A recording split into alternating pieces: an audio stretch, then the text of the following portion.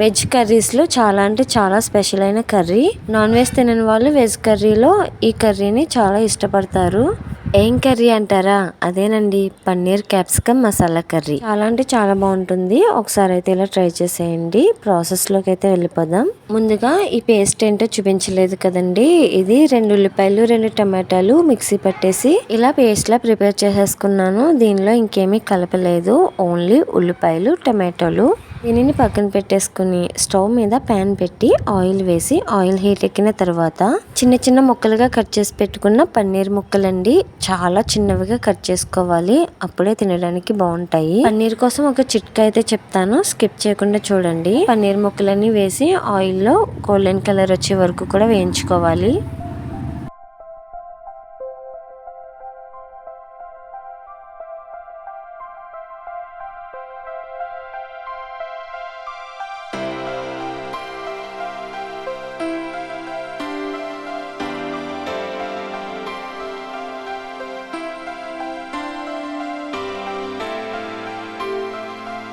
ఇప్పుడు చిట్కా ఏంటంటే, ఒక బౌల్లోకి చల్లటి నీళ్లు తీసుకోండి. వేయించుకున్న పన్నీర్ ముక్కల్ని ఈ నీటిలోకి వేసేసుకుంటే పన్నీర్ అనేది గట్టి పడకుండా సాఫ్ట్ గా ఉంటుంది. పన్నీర్ కర్రీ చేసినప్పుడు ఈ చిట్కా అయితే మర్చిపోకండి.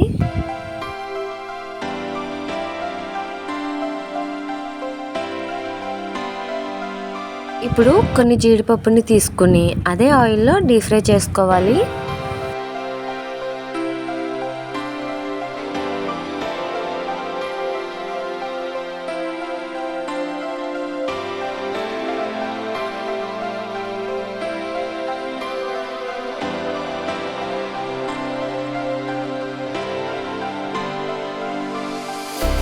ఇలా వేయించుకున్న జీడిపప్పుని ఒక బౌల్లోకి అయితే తీసేసుకోవాలి. ఇప్పుడు అదే ఆయిల్లోకి టమాటో ఉల్లిపాయ పేస్ట్ అని చెప్పాను కదండి, అది వేసి బాగా వేయించుకోవాలి.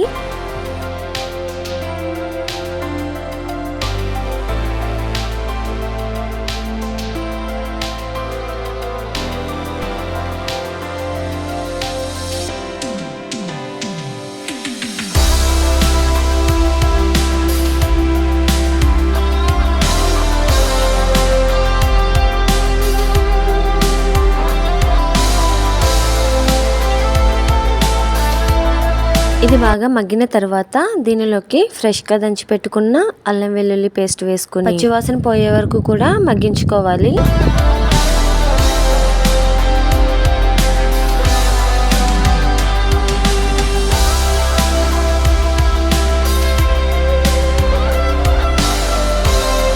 ఇప్పుడు దీనిలోకి చిన్న ముక్కలుగా కట్ చేసి పెట్టుకున్న క్యాప్సికమ్ ముక్కల్ని వేసుకుని ఇవి కూడా బాగా మగ్గించుకోవాలి.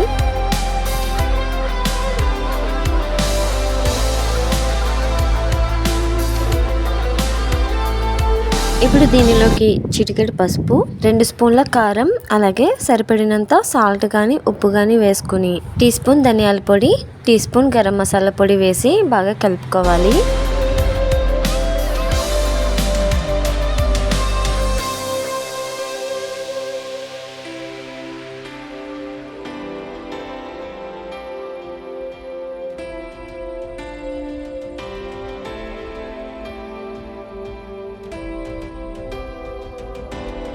మనం వేసిన మసాలాలన్నీ కూడా ముక్కలకి పట్టే వరకు కలుపుకున్న తర్వాత సరిపడినన్ని నీళ్లు వేసి ఉడికించుకోవాలి.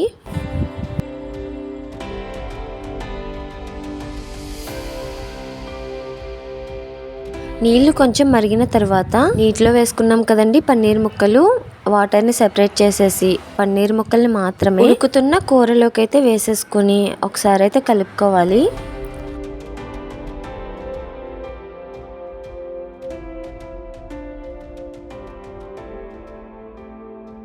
చివరిగా వేయించుకున్న జీడిపప్పుని పైన వేసి 1 స్పూను బటర్ కానీ నెయ్యి కానీ వేసి ఒక్కసారి అయితే కలుపుకొని మూత పెట్టుకొని గ్రేవీ దగ్గర పడే వరకు ఉడికించుకుంటే పన్నీర్ క్యాప్సికమ్ కర్రీ అయితే రెడీ అయిపోయినట్లే. కొంచెం గ్రేవీ ఉండేలాగా కానీ లేదంటే కొంచెం గ్రేవీ దగ్గర పడేక కానీ స్టవ్ ఆఫ్ చేసుకుని ఒక బౌల్లోకి తీసుకుని సర్వ్ చేసుకుంటే సరిపోతుంది. మీరు కూడా ఇంట్లో ఒకసారి ట్రై చేసేయండి.